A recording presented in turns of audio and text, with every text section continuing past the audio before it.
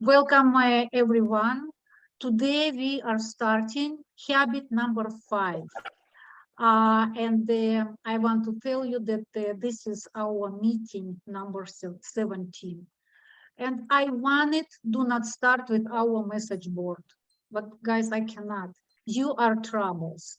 You are putting so interesting topics that I just can't. But you know, I hold myself. No, we need to start, but I can't. So, and from different side, why do we need to in hurry be right? If, for example, this is very interesting and useful stuff.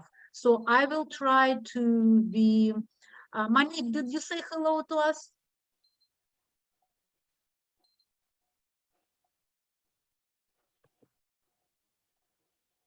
Yes, it's just now with me showing my video. That's Yes. wonderful. We are very happy to see you. Thank you for joining us. So let's start with our message board because, guys, you were terrific. The first thing we will start with Patrick. Patrick, thank you so much. I absolutely love your calendar of wisdom. And we discussed a little bit all the quotes which you post, but this kind of I avoided a little bit, and it's very, very, very deep wisdom for me. Those people who ask where God is are crazy. God is everywhere, in all of nature and in the soul of each person. There are many different religions, but there is only one God. I will finish to read later. We've heard it many times, right? How do you understand that? This is about God. We don't need to believe in one. But I wanted to share with you last time how I see God, and we were out of time. But when Patrick posted that, it was for me like a second reminder. I really want to share with you how I see God. If you want to comment something about it, please go ahead.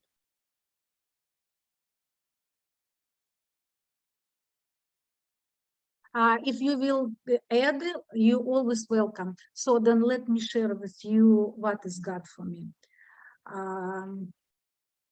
I always tell that we cannot understand the highest, because it's just out of our range, and because our ability, and because God is the higher, it's very difficult to understand him. In order to understand him, what we need to do? Person need to understand himself, and Aristotle also told it, right? Okay, it's even actually very difficult to understand yourself, because we are every meeting we are talking, who am I? Who am I? Right? But it's still difficult. Okay, let's go even lower. Let's look, for example, our children, they are a little bit not that intelligent like we are, or we will need to look at animals, or we can look even on nature, how nature is operates, and try to understand. And from some of my contemplation, let's compare person to God, because we are identical, right? God created us in his own image, right? And let's look at our bodies. What our bodies has? Cells, right? We are from all cells and all kinds of different types. Let's see, for example, the cell of my eye. What is cell of my eye doing? Looking. And the cell of my eye is looking where I am looking. What will happen if the cell of my eye will decide to look by itself? It will be out of balance. It would be out of, it won't be even be able to survive, right? Okay, then let's look at a cell of my ear. It's completely different, right? Ear is only hearing.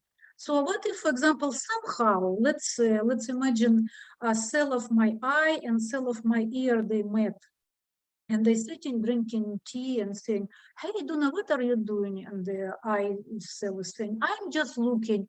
And the cell of my ear saying, I'm just hearing, why, we are tired of it. Let's switch. Let's do it. I'm tired of it.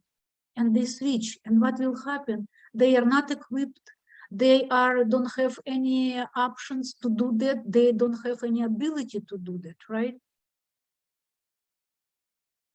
And then let's do more. For example, cell of my brain is completely different from the cell of my heel, for example, or cell of my finger, but they are all important to me, right? And of course, and let's look more, synonym cells are all cells of my body different. Then they have different longevity, then they different look, they different ability, and they even different importance, because probably cell of my brain is more important, right, than the cell of my arm. For example, I can live without arm, but I cannot live without brain. But everything is important to me. Can I say that I love cell of my eye more than I love cell of my finger? No, I love them. I love all of them. Guys, and if we will imagine that God is the total universe, so this is exactly, for example, we can imagine anything, because anyway, we never will comprehend him. How my cell can comprehend me? How can I explain to my cell, hey, do you know, I'm your God? I even cannot come to my cell, visit to my cell, and tell them something. So the same God cannot come to us, because God is the whole total universe. So, for example, people, we are maybe his brain cells. Animals, his feet cells or arm cells. Ocean, nature, it's maybe his hair or whatever. Because he cannot come to us. And what our cells are doing, all cells are working for my goodness, right? And what they have they are making me, they don't make me happy, but they are making me healthy. They are working all together for my well-being. And I'm giving them what? Happiness. And I'm taking care of them. I'm taking care of myself, but I don't think, like, I'm taking care of you, I'm taking care of myself. And this is God. I'm comparing my cells with the God, and God is the total universe. So this is why God cannot come to us. He's just who he is. And the last thing, for example, something happened to me, right? If, for example, I'm going and I bump into something, I cannot explain to myself that, oh, sorry, this is needs to repair. They're just jumping and they're doing their job for their well-being and for my well-being. And so all cells are working for me, but I'm giving them life. And what's happened if some cell start to work for herself or himself? I'm just tired. One my cell is saying, I'm sick of working for Lena. I'm tired of her. I'm tired to look where she wants. I'm tired to do what she wants. I'm by myself. I'm on my own. And Those actually, are we called have cancer those cells. Yes. Yes. So the moment we start to work for ourselves, we become a cancer cell of God. And again, the last thing, promise, the last thing I want to finish with this. Let's imagine we know that God is omnipotent, so I'm omnipotent for my cells. God knows everything. I knows much more than myself. My nose, for example, knows. What if someday one my cancer cell, she's telling me, Lena, I'm so sorry. I understood I don't want to be anymore bad, and I'm coming, and now I'm good. I'm not more cancerous cell. Of course, I will say welcome. I will tell her you were for so many long you were bad. Go away, I won't forgive you. Of course, I will be happy. This is how God is forgiving. And one day about the prayer, all my cells will sit and say, Lena, please give me health. Lena, please give me wealth. Lena, please take care of my mother and father and my daughter and my sister. And don't forget, please, I have a nephew, she's like needs your help. I thought, come on, guys, go and work. What I will sell, yes, can I tell to them? So we just need to do our best. So thank you so much. If you would like to add something or any comments. Brian, please. I've never heard that analogy before, and I think it's a nice one, actually. I like it. So I like it, actually. Thank you, Brian. I don't claim that I didn't read any. I cannot claim that it's I'm the first one who created it, but I came to that analogy by myself. But of course, it's very interesting. I think some people might argue that you're comparing yourself to God, but I actually think I think as an analogy, it's very good. I really like it. Brian, thank you so much. I don't compare myself to God. I'm a cell of God. But you know, in order to understand bigger something, we need to go down. In order to understand God, we need to understand ourselves. And yeah. Okay, I will tell you, I'm a cell of God. But because I'm identical, so what I want to say that we are creating this earth. Not earth, we are creating this life. If I cannot do everything what I change the world, but if we are doing, all of us together, we are changing the world and we are changing God. So God won't come and help us. It's everything up to us. Okay. Thank you for listening. I wanted to share with you for a long time. And this, in order to save time, you can read. It's Young posted, and I will tell you very shortly. So two wise men was talking. One said the fish is happy, and the other, how do you know that fish is happy? And because you are not a fish, you don't know that fish is happy. And I have a little bit different opinion because don't know if this quote was finished and that argument is completely against knowing the happiness of fishes. I don't think so. And Richard posted nice comment after that. And I also partially agree with him. But what I want to say that why we cannot know that fish is happy? How much brain fish have? For example, can we know when our children are happy?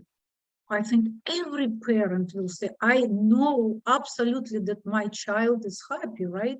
So how fish is more smarter than our children? We can say when dog is happy, and because animals are living primitive life, they living by instinct. They don't know that they exist.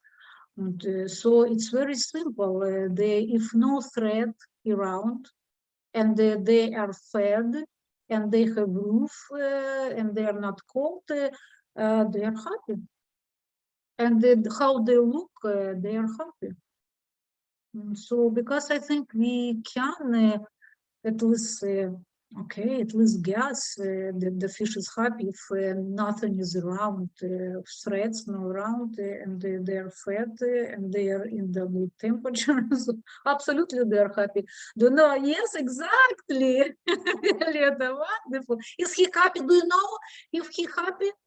Exactly. Yes. However, we have anthropomorphism. And this is our human tendency to attribute human characteristics to objects and animals. So, of course, we don't need to go into that because some fishes even do not have any brain and any hearts, like jellyfish, and some fishes do not have, and they perfectly survive. But some fishes show more intelligence, like dolphins, for example. So still, it's possible for 100%, we don't know, but for 90% we know. Okay, I'm done for our message board. If we don't have any comments, I would love to move. Lena, Yes. I was gonna add, since I haven't been on the thing on this thread for a minute or on the conversation. You know, I had done the whole thing where I had stopped eating meat, and it got somehow I was able to gradually get off of it completely. So I've been like literally sticking to just juicing now. So I'm like literally down to just vegetation. No Wow. no meats of whatsoever. That's why if you notice, I've even leaned out completely. Oh, Noel, that's so wonderful. Of course, I cannot spread my opinion on people because everybody has their own opinion, but I'm thank you very much because while we can be omnivore, still when how Lev Tolstoy said, it's immoral when we are doing for the sake of our appetite, because we perfectly can survive on food, on fruits and vegetables. Okay, thank you for sharing it with us. Of course. Habit number 5, seek first to understand, then to be understood. I tell you right away, at the very simplicity of that, this habit by Mr. Covey considered to be the most difficult. And I definitely join his company, and I will explain probably later. We will see. We won't talk about me, but about this habit. So suppose you let's relax, and I will tell you a little bit story from Mr. Covey book. Suppose you have been having troubles with your eyes and you decided to go to an optometrist for help. After briefly listening to your complaint, he takes off his glasses and hands them to you. Put this on, he says. I've worn this pair of glasses for 10 years now, and they really helped me. I have an extra pair at home. You can wear this. So you put them on, but it only makes the problem worse. This is terrible, you exclaim. I cannot see a thing. Well, what's wrong? He asked. They work great for me. Try harder. I'm trying, you insist. Everything is blurred. Well, what's the matter with you? Think positively. Okay, I positively cannot see a thing. Boy, you are ungrateful, he chides. And after all I done for you to help you, what's the chances that you go back to that optometrist the next time you needed help? You don't have much confidence in someone who doesn't diagnose before he or she prescribes. And Mr. Covey is telling them after, but how often do we diagnose before we prescribe in communication? I do.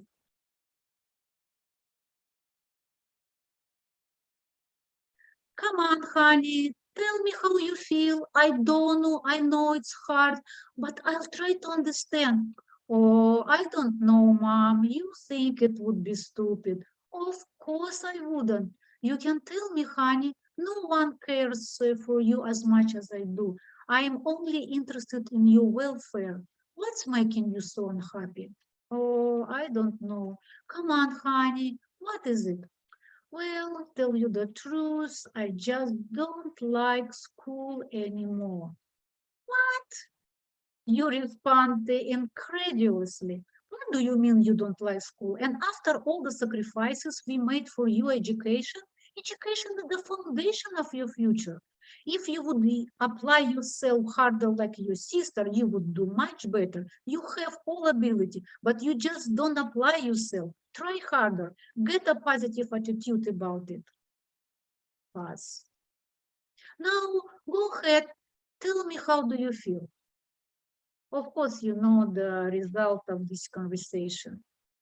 We have such a tendency to rush in, to fix things up with good advice, but we often fail to take the time to diagnose, to really deeply understand the problem first.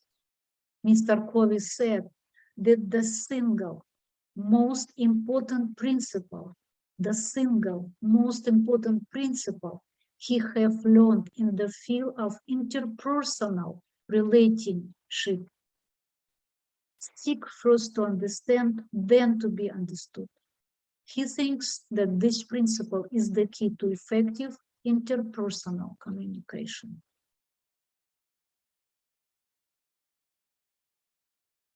And let's look more deeply at character and communication. What do you think the 4 basic types of communication? They're really easy. Don't think deep. But what are 4 types? Basic, really basic. Pick up the phone and call somebody. Go ahead. Listening, Yes. empathetic listening, Just basic. It's already listening, and what? talking, Talking, yes, and Body language. body Yes, language. speak. Yeah, this is, Manik, you're right. It's a little bit further. It's already would be in skills and there's just 4 basic types of communication: speaking, listening, reading, and writing. And the communication is the most important skill in life. And what we are doing, what is the most important skill in life? Our profession, right? Or math, or physics, or something else what we are studying in school. But if we cannot communicate, it's trouble everywhere. It's trouble with friends, it's trouble at work, it's trouble in relationship. No, we talk already about it a lot. I don't want to come back, but we will come back a little bit because Mr. Covey said again and again that we spent years learning how to read and write, and the years learning to speak, but about listening. He again come back to listening, and he said that if you want to interact effectively with me, to influence me, or your spouse, or children, your neighbor, your boss, you first need to understand me. If you remember, Richard was asking the question, and we will go with 3 of influencing sentences because I was confused and I answered by myself. Mr. Covey will describe a little bit differently, but they are all the same. So first, you need to understand me.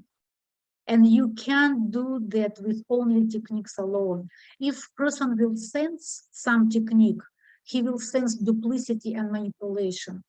And I wonder why you are not going with the techniques, but the techniques doesn't make a person safe enough to open to us. The real key to of your influence is from who you really are, not what others say you are or what you may want me to think you are. And while I think it's understandable to everyone what we are doing sometimes we are talking to a person and it's so hard from our heart, we try to understand, then we start to unconsciously talk to like that person. We start to emphasize too much. We try to be like he is, and person can feel duplicity and manipulation. So we need to understand that person, what will be further, but we need to keep our principles. We need to be who we really are. In your life, if you, for example, life runs hot and cold, if you're both caustic and kind, and above all, if your private performance doesn't square with your public performance, it's very hard for a person will be to open to you. And they don't know, very often people want your advice, people want your influence, but they don't feel safe enough to open. And for example, if take my childhood, I wanted to open to my parents, and I did, but sometimes I received very negative feedback, or it was used against me, and I not often did that, but I wanted. And believe me, your children want your advice. They love you and they want your advice more than even from their friends, but they don't feel safe. And we will figure out why then they don't want. So it would be more. And unless you are influenced by my uniqueness, I am not going to be influenced by your advice. Let's read it again. Unless you are influenced by my uniqueness, I am not going to be influenced by your advice. So in order, if we want to understand a person, if we want to understand his situation, my advice wouldn't go. Yes, Richard, please. It reminded me of the question that I asked, and I read in the book, which said, in order to influence, you must be influenced. And it seemed a little bit of a strange concept to me. So yes, I wanted to get some input on that, but it reminds me of that statement. Yes, we will be there, exactly. Patrick, please.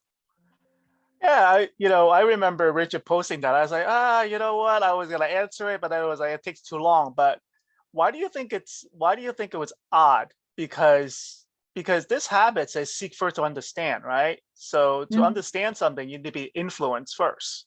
So it's like an input. It's like, input, process, output, right? So the input, you need to have that input to the process. So why would that be bizarre? Just out of curiosity.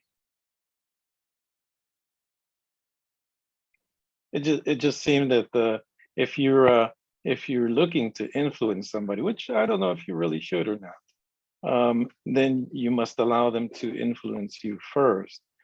Influence to me seems to be more than just understanding. It seems to mean something about changing behavior. Yeah, but the thing is, see, so this, again, I guess influence is one of those suitcase words. We need to define it. So to me, influence is basically be able, like, for example, if I come up with somebody, right, I have a certain prejudgment about them, right? A stranger, pure stranger, right? I have a certain prejudice or prejudgment about that, what I'm walking into.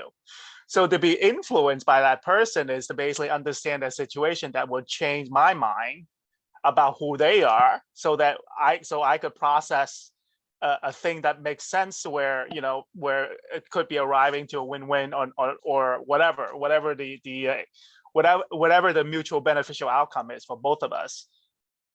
So So maybe your definition of influence is a little different than mine, because mine is basically saying, okay, I want to have the mental agility to change my mind or change my perception of what the situation is. I see your point. So what I want to say, let's read it again. Unless you are influenced by my uniqueness. So what I hear you were saying, if I want to influence, I should be influenced by you. But guys, if we will be influenced by each other, we never will come to the point. I even forget what I wanted to influence, because I have one point, you will influence me, your point, I will. So this is, he's saying influenced by my uniqueness. So it means influenced by who I am, understand me, but not be influenced by somebody who influenced you. So this is what a little bit I've seen the difference. But yeah, thank you so much. Yeah, where we stop? Unless and we are at the empathic listening. So this what Monique was, Shan was mentioning. Now we are at the empathic listening. So let's go and dig into that. Seek first to understand involves a very deep shift in paradigm. We typically seek first to be understood, right? I am. Most people do not listen with the intent to understand. They listen with the intent to reply. They are either speaking or preparing to speak. They are filtering everything through their own paradigms, reading their autobiography into other people's life. Oh, I know exactly how you feel. I went through this, the same thing. Let me tell about my experience. They're constantly projecting their own home movies onto other people's behavior. Usually we think, that person just don't understand me. A father once told to Mr. Covey, I can't understand my kid. He just won't listen to me at all. Let me restate what you just said, I replied. I'd say, Mr. Covey, you don't understand your son because he won't listen to you. That's right, he replied. Let me try again, Mr. Covey said. You don't understand your son because he won't listen to you. This is, he won't listen to you. That's right, he replied, impatiently replied. And Mr. Covey said, I thought that to understand another person, you need to listen him first. Oh, he said, there was a long pause. Oh, he said again, as the light began to dawn. Oh, yes, but I understand him. I know what he going through. I went through the same thing myself. I guess what I don't understand, he is why he doesn't listen to me. So where he started, he finished that, right? This man didn't have the biggest idea of what was really going on inside his boy's head. He looked onto his own head and through his own world. And in that world, even including boy, but the boy was in his world. No, he wasn't in the world of his boy. And that's the case with so many of us. We are filled with our own righteousness, with our autobiography. We want to be understood. Our conversations become collective monologues.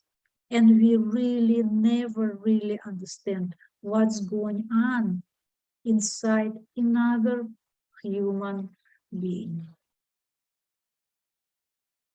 There are 4 levels of listening, and let's go quickly through them because we already spent some time on our listening maturity. But I told you that our listening maturity not was from Mr. Covey at the time. It was very appropriate to share. It was from spirituality. And I posted, we will compare. Not compare, both of them are great. They are a great addition. So what is anybody wants to read? Yeah, I could read it. Yes, thank you. Yeah, 4 levels of listening. 1, we may be ignoring another person, not really listening at all. Number 2, we may practice pretending. Yeah, right. Number 3, we may practice selective listening, hearing only certain parts of the conversation. We often do this when we're listening to the constant chatter of a preschool child. And number 4, or we may even practice attentive listening, paying attention and focusing energy on the words that are being said. And number 5, final one, empathic listening, the highest form of listening. Yes, so Mr. Covey is saying that very rare we are going to the 5th level, and it's the highest form of listening.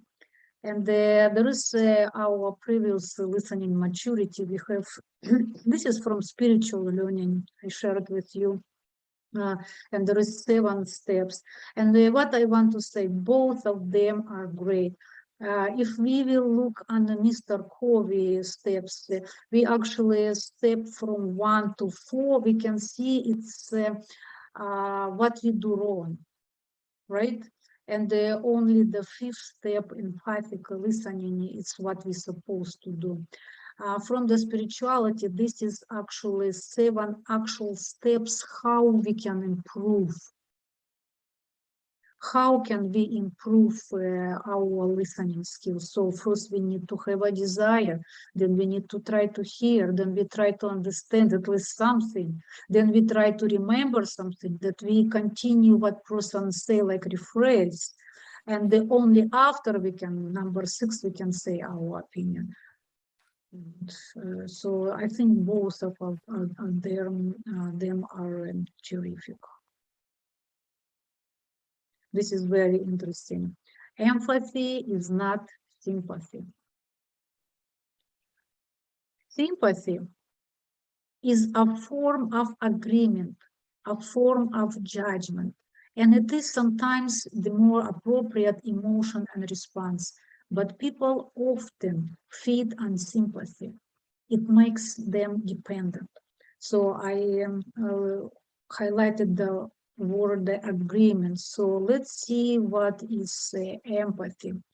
The essence of empathic listening is not that you necessarily agree with someone. It's that you fully, deeply understand that person, emotionally as well as intellectually. That's beautiful. I absolutely love it. It's not necessarily agree, but we can have empathy. But sympathy, you have to agree. So when if somebody will demand from you, you don't agree with me, so you're not kind, you're not, you don't have empathy or empathy, so you can say, no, I understand you, but I'm not necessarily should be agree with you. Any comments? Let's move. Empathic listening involves much more than registering, reflecting, or even understanding the words that are said. Yes, Richard, please. I was just thinking that sympathy, is it synonymous with feeling sorry for a person? I tend to think that, but it doesn't seem like it from this description. Yes, I actually agree with you. I didn't dig deeper in that. I just went strict with Mr. Covey definition. We can look at deeper. Yeah, I like and I see your point and I agree with you. So this we talk already. I actually put from my college statistic, and we were talking about 7%. Remember, 7% of communication by the words, and Mr. Covey came to 10%. But it's really so little difference, and nobody can say exactly for 100%. But see what he's saying, that communication Experts estimate, in fact, that only 10% of our communication is represented by the words we say. Another 30% is represented by our sounds and 60% by our body language. In empathic listening, we listen with your ears, but also, more importantly, listen with our eyes and hearts. You listen for feelings, for meaning. You listen for behavior. You use your right brain as well as your left brain. You sense, you input, you feel. Empathic listening is so powerful because it gives you accurate data to work with. Instead of projecting your own autobiography and assuming thoughts, feelings, motives, and interpretation, you are dealing with the reality inside another person's head and heart. You are listening to understand.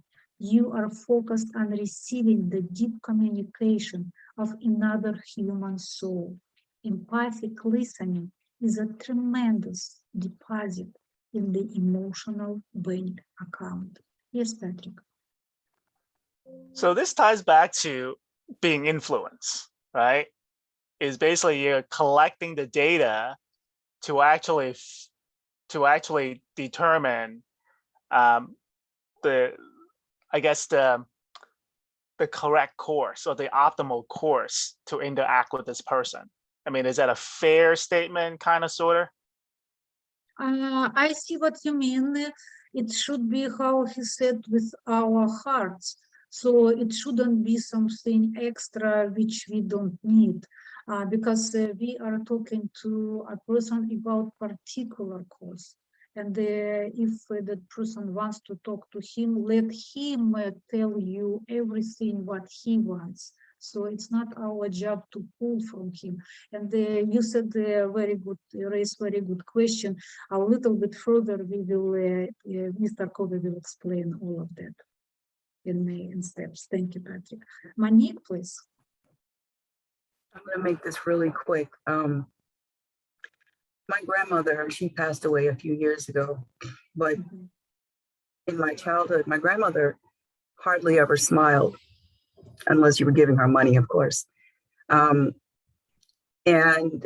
after she passed away, I picked up what empathy was, because she came to this country first and worked hard. And I put myself in her shoes one day, and I thought about, she was in the South Bronx by herself. New York can be a very cold place, not just temperature-wise, but how people treat each other. And I closed my eyes and I thought about, her working hard, going home late at night, sometimes hungry, and no one to protect her. And I thought about, maybe she doesn't smile all the time because she's holding so many issues inside. So that's how I learned empathy, Yes. Thank you, Monique. Thank you so much. Richard, please. Yeah, I'd like to reiterate what Monique said as far as putting yourself in someone else's shoes. It's what I think of when I hear the word empathy, and it's and when I try to execute empathy, it's what I try to see myself doing. But as far as being influenced, I'm also thinking that if you're listening to someone and they're expressing an opinion that they want to influence you about, but you have something that you want to influence them about, accepting their point of view and being influenced by them, I guess is like a goodwill kind of gesture. It sets a tone where the other person now is opening to, it's like a negotiation, so to speak, and now that person is open to accepting what you're saying as well. Okay, yes, many situations, not all of them, not even similar, can be very different. For example, sometimes we are looking for advice. Sometimes somebody had a difficult situation and he or she really do not want to influence you at all. They want that you would understand them. This can be, or if it's, for example, a simple discussion or just plain discussion, yes, when we are talking our opinions, we are going just to influence each other. But how I understand when we are talking, we don't need to have too much empathy because it's we are just talking and we are in equal situation. I would believe that this is more about some more personal situation. When, for example, somebody needs advice. For example, do you remember it first was the boy was telling to mom that he's in problems. He doesn't like school and it's bothering him. And so I think it's more about that. But we can look at any situation and we will have time for that. Charles, you wanted to say something. Can you? Is it not late? Oh yeah. Well, it's interesting. The term "seek to understand than to be understood" is almost like another phrase or saying. It's like having a level of emotional intelligence. Yes. I found that particular habit very useful in my dealings with just customer service and just interacting with others, asking them how they're doing. Even though they're there to help me, I would ask how they were doing just to kind of get a better understanding how their day would go in and so forth. And in return, they would help me, even though that's their job. But again, just by seeking to understand how they are, how their day was, like in a sense, common courtesy. But it's a very effective principle to embrace in business and life and family, friends across the board. Beautiful, Charles, beautiful, Eddie. And you raised a question. He's saying, seek first to understand. So it means we need to first understand a person. Why I should understand a person first? Maybe he needs to understand me as well. So how's about 50 by 50? What is about that? It's unfair. Maybe he needs to first understand me. Why me? Brian? Because you have to think about it from the proactive point of view, where it's it's really what you can do, and your actions first, and then in understanding the other person, then you can help yourself get understood through that, I guess. Sorry. Beautiful, beautiful. Thank you, Brian. Patrick, please. Yeah, just to piggyback what Brian said, absolutely. I mean, the whole point is to have the end in mind. If your end in mind is a win-win situation, you want to gather the information, right, to understand whether or not there is a win-win, or even ask questions to get the answer to basically craft some sort of initial seed to create a win-win situation, right? Because otherwise, you don't want to waste any more time than you have to, right? Because time is a currency that we use to develop these relationships, and you want the relationship to be the right relationship and not just like willy-nilly, So, and that's just my view on it. Beautiful answers, and I will say my opinion as well. It's not to contradict, just to add your beautiful answers. Who has more knowledge simply has more responsibility. We have more knowledge if compare our children. Who is more responsible? They are or we are? Of course we are. And right now, who has more knowledge has more responsibility. And even in Bible it said that God sees us and he knows if we have more knowledge, he will ask from us much stricter than from a person, for example, independent level. So, and our goal is to help those people who needs, because the more people who are happy, the better our life. We depend from us. Everything depends from us. This next slide is very, very interesting, and let's read it slowly. Satisfied needs do not motivate.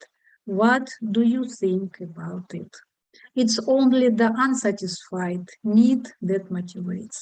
What do you think about it? It's very, very deep. He's saying that it's one of the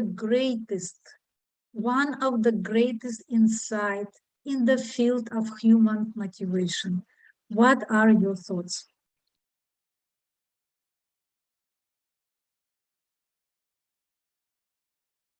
Yes, Patrick. Well, yeah, I mean, it's like, I love food, so I'll talk about food, right? So if I'm full, right, I don't think about food, right? I think about sleeping, right? So, That's beautiful. I'm simple, so it just, Beautiful. right? And Absolutely, yeah. but it goes back to the idea of seek to understand is you need to understand what the other person is motivated by, right? And basically for any one of us who are trained in selling, spin selling or leadership, that type of thing is like, or leading others. It's first you got to understand like what motivates the other person, right? And you can't understand it if you keep talking, right? You have to have them talk and talk about their dreams, talk about, what they want. I agree with you. Your beginning was completely perfect. Like, what perfect when you said about soup. If you ate your soup, you don't motivate to eat it again or to cook, right? So this is so deep that I don't want these two sentences attached only to empathic listening. This thing has very, very deep meaning, and we really need to discuss it a little bit. Thank you, Patrick, again. Let me offer a couple of examples. I don't know what it came to me. Let me be brief. I will tell about my childhood, and you please remember about your childhood. Yes, Shana, I will ask you in a minute, okay? Okay. So what I remember in school, we have a couple of guys, and they were from very financially stable parents, and they had the motorcycle. For some guys, they were even more handsome than the other guys, and they had the pocket money all the time, and a little bit more than regular school boys. And they were with girls. The girls loved their motorcycle. Motorcycle was cool. They were kind of the leader of the class. Everybody was envy to them. They invite girls to movie, gave them candies. They had many girls. So you remember this kind of situation. Who knows how they ended up? Mostly, I don't say 100%, but mostly they ended up not that successful how they started. And do you know why? Because their needs was satisfied and they weren't motivated to reach in their lives a lot. I personally met in probably 15 years that person who was very cool, and he was pretty bad, pretty bad. But it's not only one example. I mean, in general. So if we satisfied needs of our children, they don't have any motivation to do anything. So, for example, you can say, okay, why don't satisfy it all? Of course, please don't go into extreme, of course. But for example, if a guy after 18 years do not want to do anything, we still cannot kick him out of our home, but we need to keep him like a bum. Do know it should be something old, short, very old model phone. Because at 18, he can earn or start to earn their money. He will be motivated. If you will provide motorcycle, the last phone, the cool clothes, to do something. He has everything. Okay, how's about girls? With girls, a little bit different situation. Of course, we still cannot kick them out of home. It's actually completely not appropriate. Girls needs to be at home. Girls needs to have man protection. We can provide them, but again, not provide them over their head that they would do and they live happily. They won't have a motivation to find a good husband. Who would provide them for the needs they need? Why they need to do that? They have everything already. So this is my example. So it's only the unsatisfied need that motivates, and it's with everything. Next to physical survival, and who, Shan, you wanted to say? I'm sorry. No, I was just going on what he said about the greatest need of human being is psychological survival. I thought maybe you were going to touch on that and what that meant. Yes. Like, I guess it's like we have a psychological need to connect or be accepted. Yes. More than anything else, probably. Yes, absolutely. Who else? Somebody wanted to say? Okay, guys, if you lower your hand, it means you change your mind. That's fine next time. So next to physical survival, the greatest need of a human being is psychological survival, to be understood, to be affirmed, to be validated, to be appreciated. So how to understand that? If we are not understand, we will strive, we will motivate because we are unsatisfied with this need of psychological survival. We will continue to tell to a person to see that person would understand me.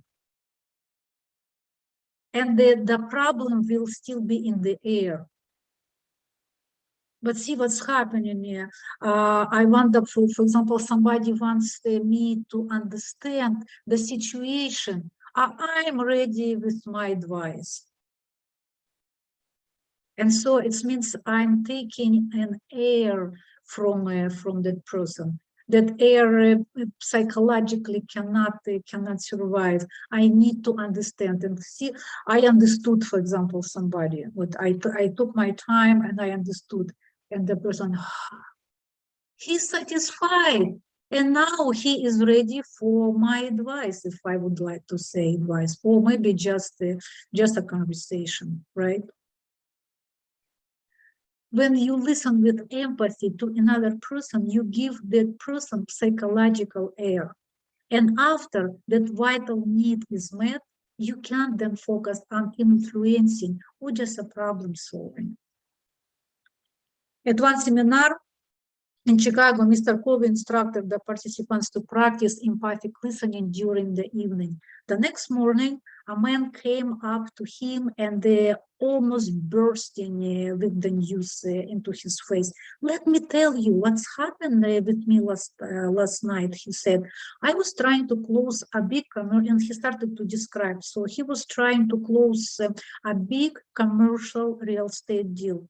He looked at everything and he was working for over 6 months at the deal, but it was looking he was going to lose the deal.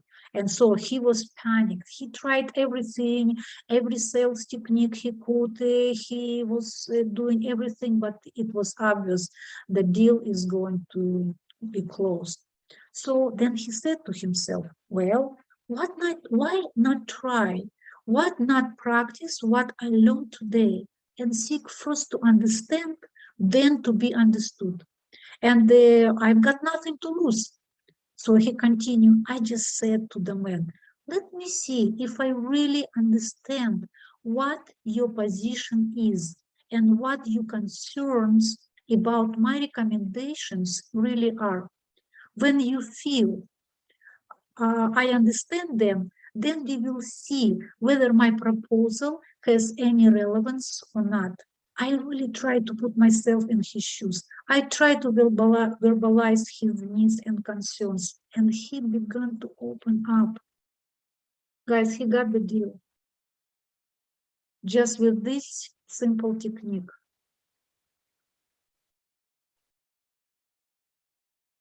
seeking first to understand, diagnosing before you prescribe is hard. It's so much easier in the short run to hand someone a pair of glasses that have fit you so well so many years. Empathic listening is also risky. It takes a great deal of security to go into a deep listening experience because you open yourself up to be influenced. You become vulnerable. So what can it help to us? Our principles, right? We need to stay on our principles. It doesn't mean that now if we are listening, we need to go with their opinion.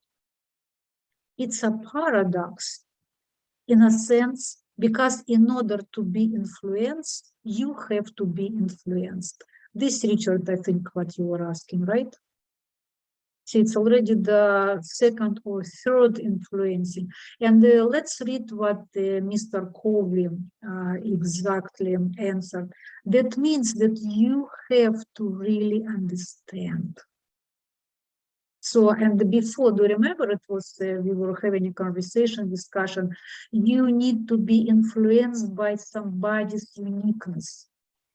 Not you need to be influenced by his opinion, no, but his uniqueness. So, and he's saying that means that you have to really understand. So Mr. Covey is going here particularly to this topic. When I was explaining in the message board, I was talking generally for all influencing. For example, I was influenced by Mr. Covey and I started this group. Now I'm trying to influence you. If you are talking to someone, Richard, you told me that you recently talked to your daughter, you try to influence her. Why you try to influence her? Because you were influenced, right? If you wouldn't believe in it, how can you influence? If I don't believe in Mr. Covey, how can I influence you? But it's in a general, Mr. Covey went precisely to this point, but it's still the same. So that's why habits 1, 2, and 3 are so foundational. They give you the changeless inner core, the principle center from which you can handle the more outward vulnerability with peace and strength. Beautifully said. Diagnose before you prescribe. Anybody wants to say something? Okay. Let's move a little bit more. This is important, and we will go to our discussion. Although it's risky and hard, seek first to understand or diagnose before you prescribe. It's a correct principle manifest in many areas of life. And this is what Sean was telling. An effective salesperson, it was Charles said, an effective salesperson first seeks to understand the needs, the concerns, the situation of the customer. The amateur salesperson sells products. The professional sells solutions to needs and problems. It's totally different approach. The professional lawyer first gathered the facts to understand the situation, to understand the laws and precedents before preparing a case. A good engineer will understand the forces, the stresses at work before designing the bridge. A good teacher will access the class before teaching, and a good student will understand before he applies. And this is very important for autobiographical responses, because we understand, but how Mr. Covey applied them in deep, it makes for us understand it even deeper. So he's saying, because we listen autobiographically, we tend to respond in one of 4 ways. First, we evaluate. We either agree or disagree, right? Yeah, I do that. Then we probe. We ask questions from our own frame of reference. Of course, from whose reference I can ask questions? Of course, from mine. From mine. but I should ask from their point of view. We advise, we give counsel based on our own experience. Everybody do that? I do. We interpret, we try to figure out people out. We explain their motives, their behavior based on our own motives and behavior. Yeah, these responses come naturally to us, but how do they affect our ability to really understand? If I'm trying to communicate with my son, how he feels free to open himself up to me when I evaluate everything he says before he really explains it. Am I giving him psychological air? And how does he feel when I probe? Probing is playing 20 questions. It's autobiographical. It's controls, it's in weights. It's also logical. And the language of logic is different from the language of sentiment and emotion. And I'm guilty of all of it. I'm very logical. Every time I'm talking, I try to access every problem logically. Nothing wrong with it. I don't need now to jump into extreme. It's very often we are going into extreme. No, please don't do that. Be logical.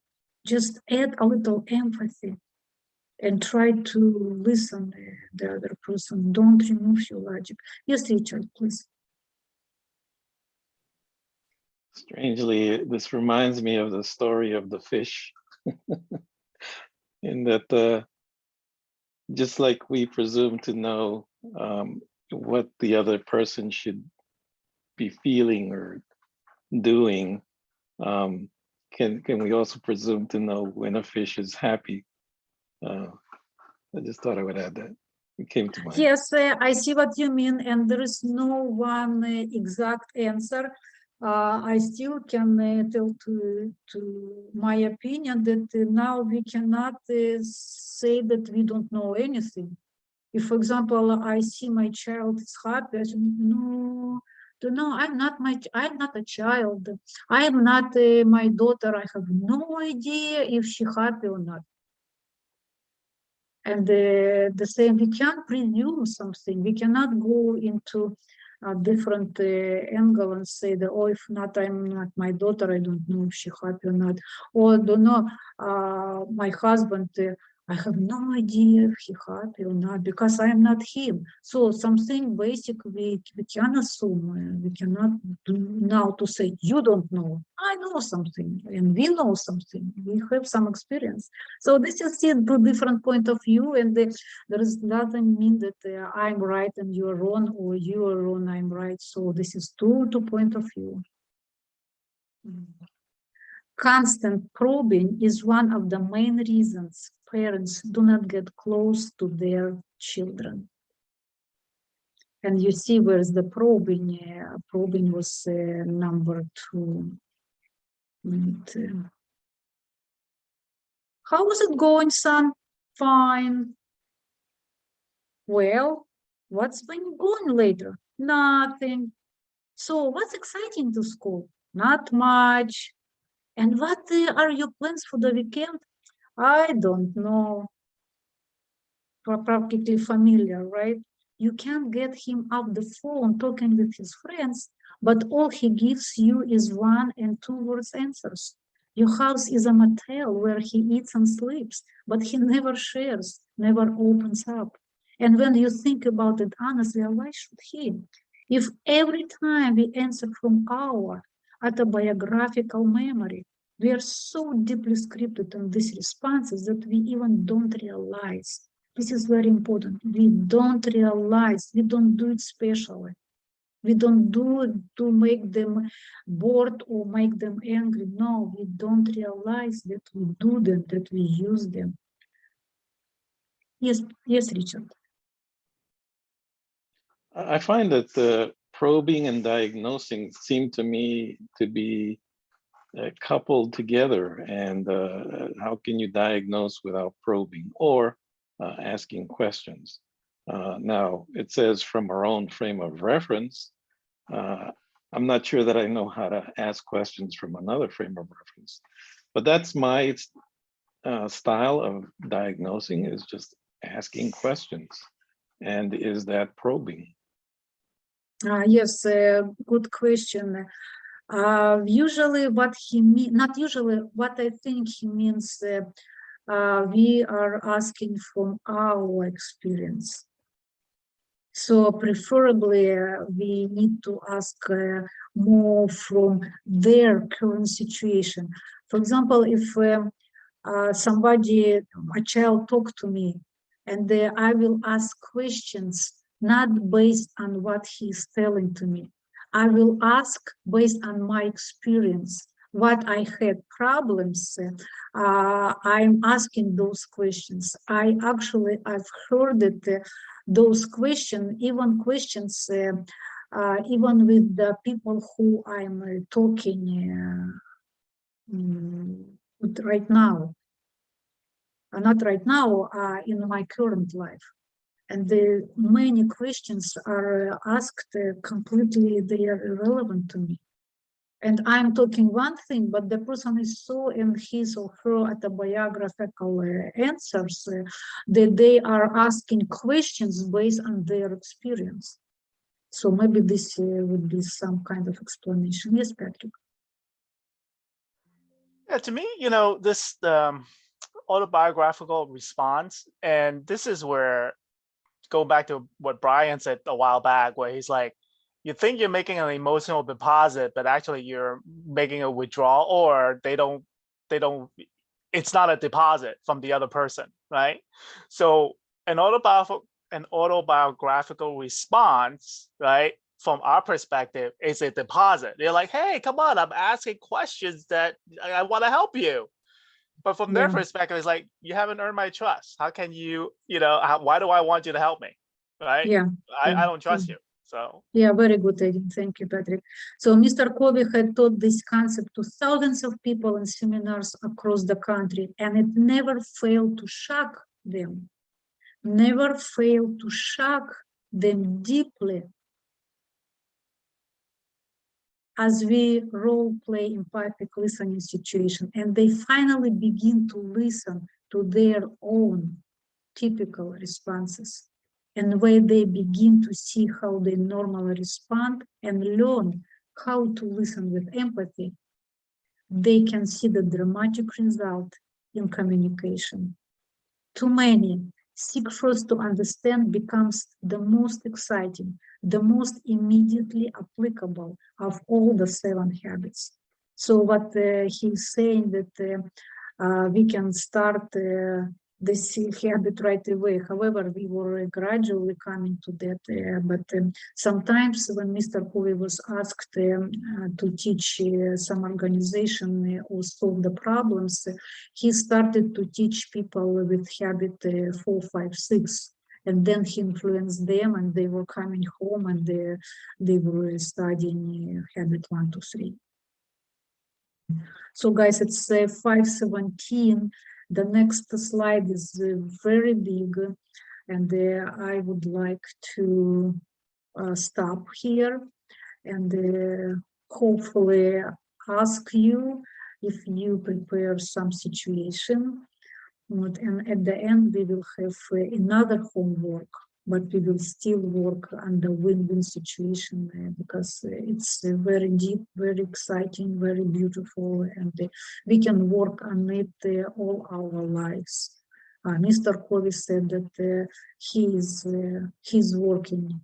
He wrote this, but he's still working on them, on those habits. And he said that he's actually guilty, that the habit number 5 for him is one of the most difficult habits. So don't be hard on yourself, but don't be lazy as well. Just let's do it. Yes, Brian, please. I just wanted to comment on something Richard said just a few minutes ago about the idea of, probing. I think, I think it's one thing to probe and ask questions, but I guess the problem might be that, you know, either you don't listen to the responses or whatever, but then you know, it's when you try to advise people that their real issues start, I think, because when you start sort of like some of his examples where, you know, the child says, you know, maybe, oh, school's not going very well, and then you know, you sort of said, then the guy sort of starts giving him the whole thing about, well, you know, it's because you're, you know, whatever, you're not applying yourself and all this kind of stuff, where you're sort of over, you know, you hear the answer, but then you give sort of a response that whatever, you know, from your own autobiography. But I think, you know, actually asking questions of a person is about a lot of times that's the only way you're really going to hear, you know, you're gonna, I mean, obviously if somebody's telling you something, you don't just interrupt them and ask a question. You let somebody explain the situation or whatever, but then by asking questions, you can learn more about what's going on or whatever. So probing, it seems to be a fairly natural and important thing to do. It's just when you sort of, you know, how you do it, maybe what kind of questions you ask, stuff like that. But, you know, Yes, anyhow, sorry. Let's But, clarify. Thank you, Brian. Thank you. I got it, and I see what you mean, and I agree. So let's clarify. Let's read again. We ask questions from our own frame of reference. This is what we need to understand. Probing, nothing wrong with asking questions, but we need to ask questions exactly what the person was telling to us from their point. We cannot say from their point of view, but from their situation. I again repeat what we are doing. We are asking from our own experience when we were going through that situation, and we are asking from our frame of reference. We need to ask questions from their experience, from their frame of reference, from their situation. This is the difference.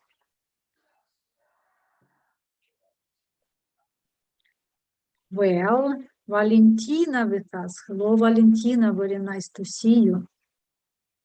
Hello. Wonderful. Erica. Hello, Erica. Yes, Richard.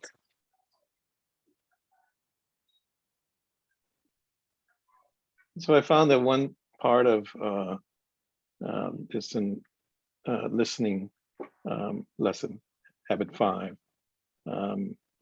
towards the end, where Covey tries to rewrite the conversation with his son and project it the correct way.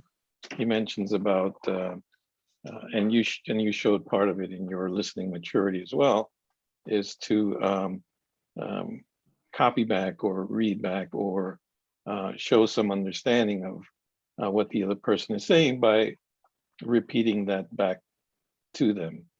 And for me, that's I've tried it a few times lately, and I can certainly say it's effective. Wonderful, Richard. I want to mention that we didn't finish habit number 5. I stopped because of the time, because we discussed that half an hour we will leave to solve the problems or to experience what we have. So we are leaving these 20 minutes for practice, to go personally to any member situation. I didn't finish habit number 5, and the next meeting we will do a little bit, because we need to discuss more our personal situations. So if it will take 3 meetings, that's fine. Yes, Stefan. Yeah, I was thinking of I don't know, maybe you haven't covered entire. No, I don't, please. So I was just thinking of how you would apply this to, so you figure like, you're a business person, and you want to make a sale, or you want to get a job, or that you're trying to, it's a, and that, how this applies to that, and would you be saying something like, is there anything that I've, that we've left uncovered that concerns you? Could you say this to your potential buyer? Is that what Dr. Covey is suggesting? Yes, this we covered, and who answered very well for that? We had already today the answer. But sometimes Charles answered very well for that. Of course, it's absolutely the same. Like you are talking to a person, you need to ask a question not for yourself or what you would be interested. We need to ask questions what they're interested. We are, for example, if a salesperson, he's selling solution. He doesn't sell the product, amateur sell product. If, for example, you have an interview, you don't describe, you need to describe yourself when you are asked, but you need to ask the question from the perspective of the organization, how to improve the organization, what can I do that this organization would be better. Okay.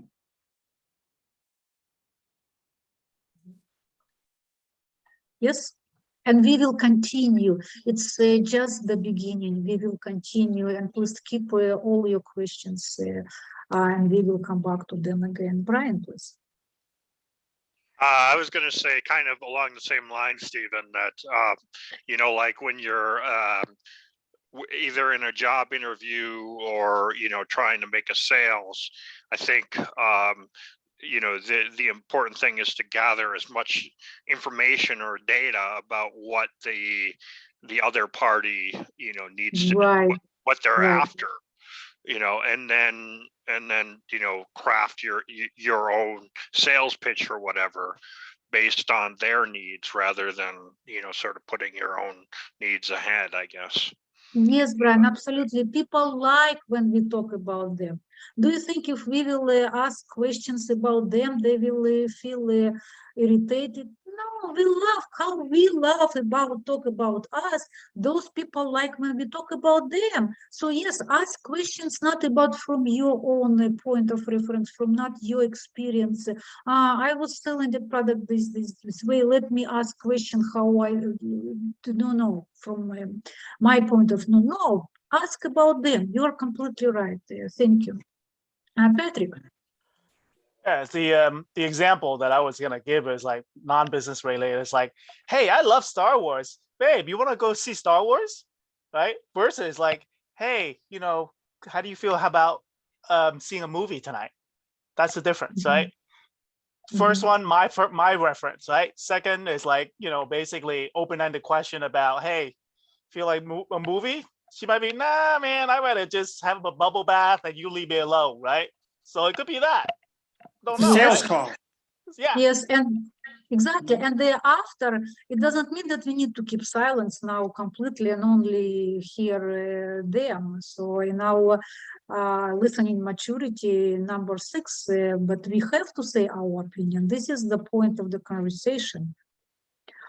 Guys, is anybody today came with a win-win situation or personal problem with which you want to ask our input? So in the interview, so an interview situation is something might be questions might be, what problems is your business facing? And you, by their answers, you can respond to them saying by what solution you can sell for that. So you're talking about is that win-win? Is that win-win? It's too easy. Don't know. We discussed win-win for three meetings. We had the presentation. So there is some steps, but basically, if you say you're right, so we need to attach our empathic listening. we need to understand the person. However, this is not win-lose situation. This is win-win. We need to also to, if, for example, if it's interview, we need to sell ourselves as well. So we need to say who we are. However, we need to learn about the company before, and how you said, Stefan, absolutely correct. How can I make a good contribution into your company? And I have these skills, and I think that I will be a good contribution. So this is already selling moment. Jan last time made a beautiful presentation, exactly under interview, and he passed interview, so he studied the company. And, Jan, maybe you would like to answer from your point of view.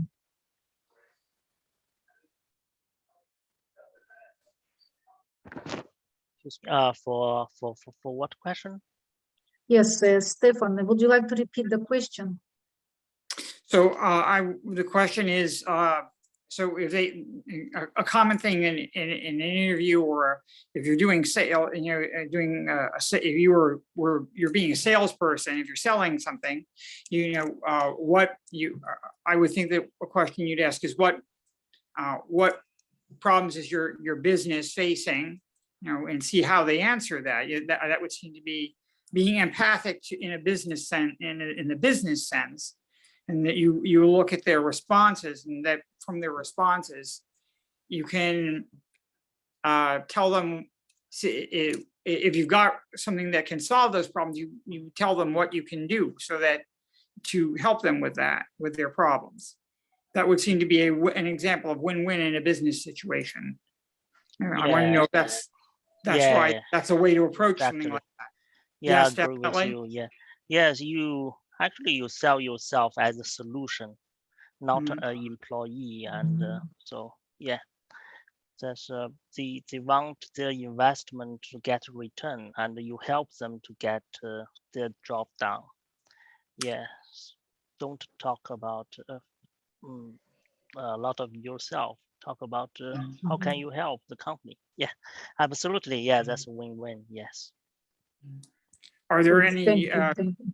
are there any weaknesses that is there anything about me that concerns you, that any weaknesses that I might have that concern you in my background, that and if they respond, then you can try to disarm that.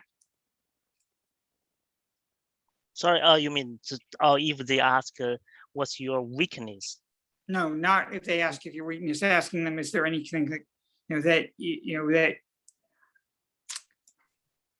kind of brings up? I think that it sounds kind of negative. Is there's any weakness?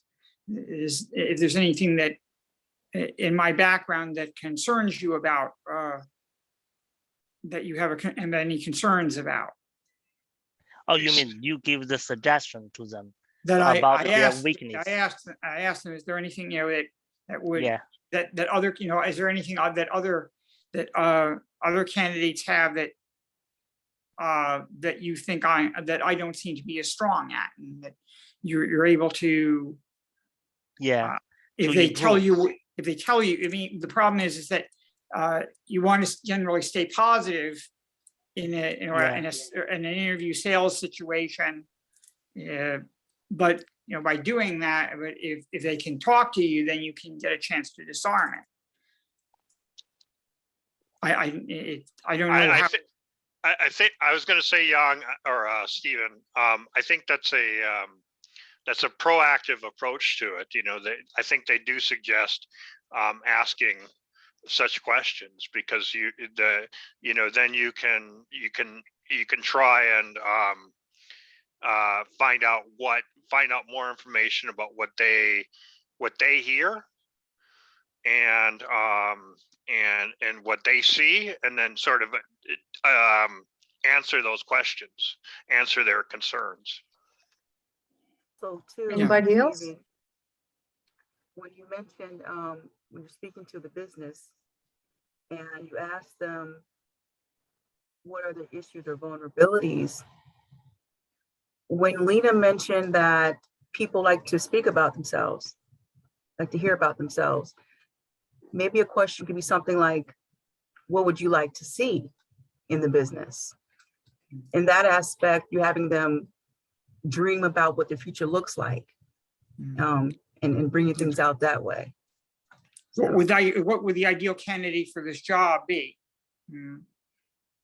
What traits would they bring? So, Stephen, Yeah, absolutely. Yeah, that's a great question. I went on an interview recently, and for like 10 seconds, but it seemed like possibly 30 minutes, there was like mud on my face because we had finished the interview, and I finally said, well, what are you looking for? What would the ideal candidate be? And then she began to just spill what she's looking for. Yeah. So yeah, what are you looking for? And let them start the talking. Yeah. Beautiful. And then you would start to answer how you fit that. Yeah, we would because I'm honestly learning to listen more, honestly. Someone told me that God gave us 2 ears and 1 mouth for a reason.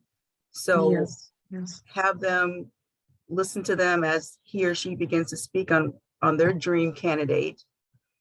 And then once they're finished, you then go in with, well, these are what I bring to the table. And yeah, so absolutely. Yeah. Beautiful, Monique. Thank you, Stephen. I you. want to point how Monique said the same as you said, but she said it in a positive manner. So I have almost 1 year education of human resource, and asking a question, what's wrong with me? It doesn't consider too negative. Let's make experiment. Okay, guys, I'm asking you, can you be honest with me and tell me what's wrong with my presentation?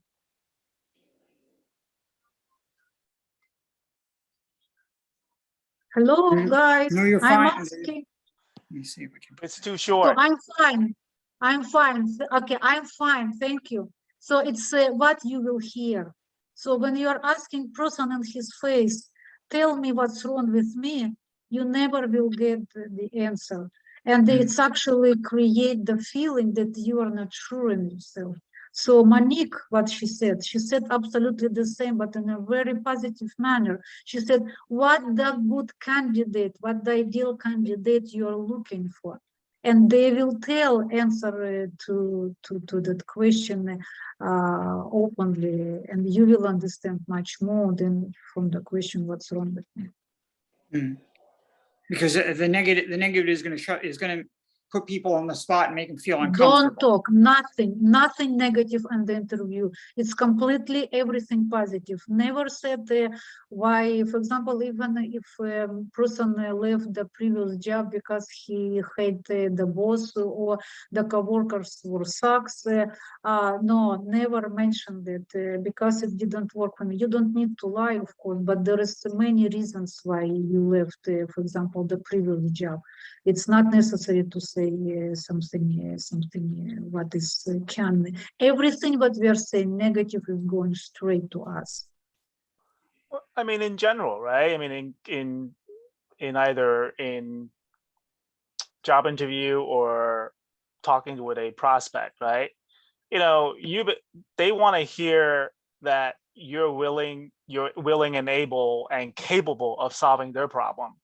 They don't want to hear like what problem you cannot solve, right? Then you're wasting their time. Of course, wasting time. So so to reframe your question, right? You know, you could say like, hey, you know, what's your ideal candidate, right? So then automatically you know that that's what they're focusing on, and everything else, right? It's off the board. So you talk about the things that your skill set that align to what they're looking for, right? And you know, and the thing is, based upon that, at least you're building a positive rapport, right? To come back for a second interview or third interview. Now they might give you like what they call a situation, you know, questions like, tell me a time you blah blah blah, right? That's when you have to kind of go through like, oh yeah, you know, we had a fire, we had to fight some fire and it was terrible, but I was able to come up with this solution, and then the result was that, right? So yeah, that you might need to come up with, create the risk that is big enough that demonstrate that you have the capability that you came up with the solution. So therefore demonstrate you have capability to basically do the job that they asked for, at least match a skill that they have, that they're looking for. Great, great, Patrick. And if they will ask you what is your weakness, then you can answer, but not to go first and say. I mean, yeah, even then, like questions like that, you want to spin it to as a positive. Like, for example, you're like, my weakness is like, I like to be perfect. I know I can't be, but I'm striving to be perfect, right? So things like that, right? Or like, hey, you know what? My weakness is like, I like to get stuff done. So sometime I might stay a little late, but that's, one of my weaknesses, like, I like to get stuff done, right? So you want to spin that from a positive perspective, so that this way they're saying, okay, this guy is a go-getter. This guy, basically this guy is also a giver, right? Basically he wants to get stuff done, right? Even to his personal sacrifice, right? Who wouldn't want a valuable employee like that? You know what I mean? So because that's the highest rate of return on investment. Not necessarily, Patrick, they will believe, because I can guarantee you, every single person, if they are asking this question, everybody is answering the same. But however, what does it mean, what we studied? It means that a person was ready for the interview. A person made the research and they look how to answer on questions. It's already positive. Even if every single person answering like Patrick suggested. But some people are very honest and they're telling everything about themselves. They're done. Here's a real question. Yes, Sorry, yes, Lena. Here's a real question. Stephen, what is this interview?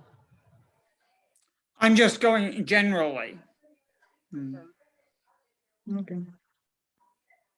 Okay, guys. There's no particular job interview pending, but nothing particular, but just generally how to, if you're thinking about selling someone, making being able to sell, that's a win-win situation. Obviously if you want to make the sale, right? You want a job, you have a business, you want the contract, right? You have to be able to persuade them that you're worth the risk. So that's a win for me, right? But they're not going to give me that win unless they feel they're going to win by doing that. If they feel that there's risks there, or that I'm unable to do that, they're not convinced that I can perform for them, then the job, the sale never occurs. Well, they wouldn't have called you for the interview if they didn't feel okay, that the resume. Okay, exactly. resume and So, application or sales Yes. documents. right. Those are Sorry, sales yeah. documents. Yep. Yeah. Everybody said today everything what they wanted. Yes, thank you. Thank you so much. I tremendously enjoyed our conversation. I look forward to see all of you next Sunday at 4 p.m. And what I wanted to say, if someone in the group number 2, I actually looked, I don't think so, but maybe Valentina, I think you are in a group number 2. I changed the topic. I created 2 groups because on the first initial meeting, 82% RSVP, yes. And we are going, it's usually is going 10%, right?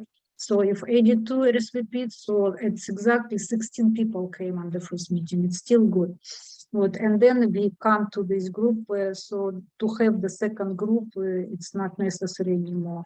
So I changed it, and I will start approximately 1 month a new meetup, The Power of Now, by Eckhart Tolle. I absolutely adore the book.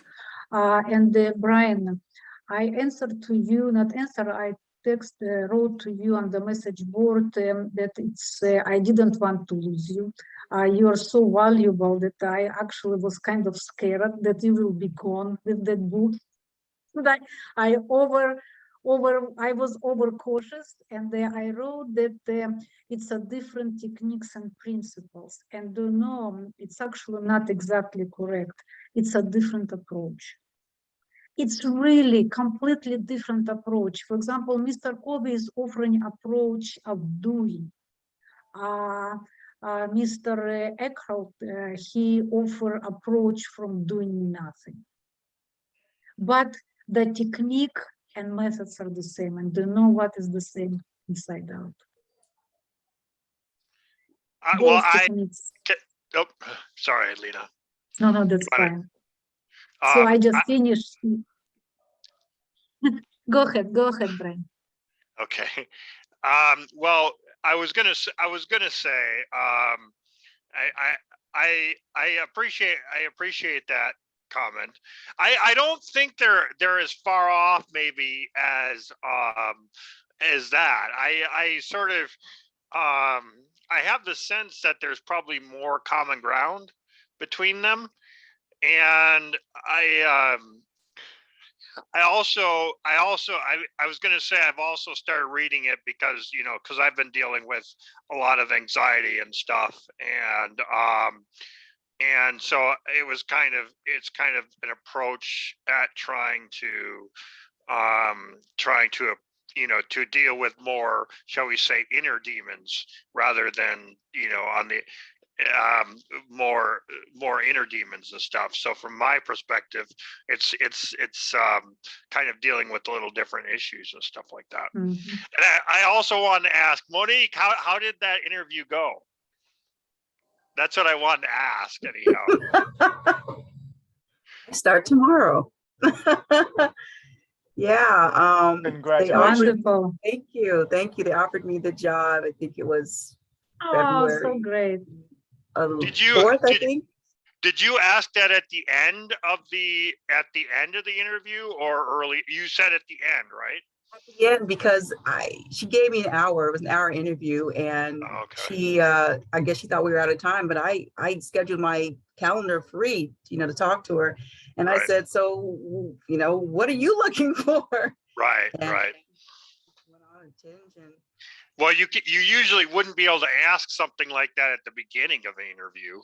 Yeah, exactly. You don't normally ask questions of the interviewer at the beginning.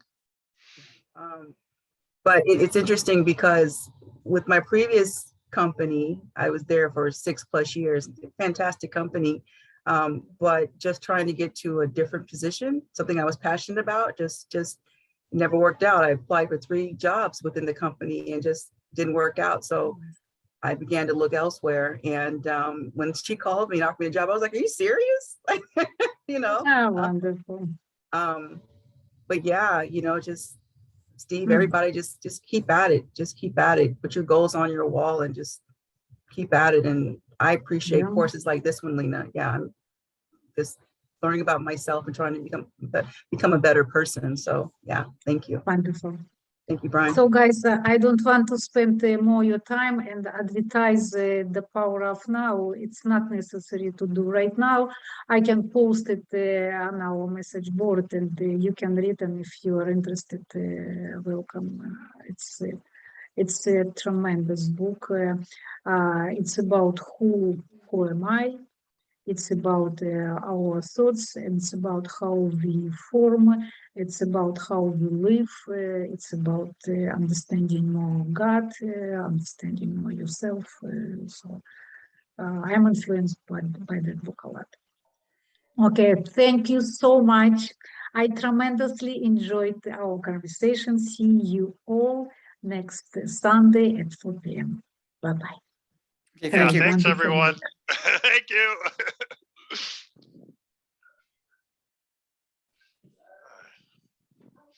Bye, Lena. Bye-bye. Bye-bye.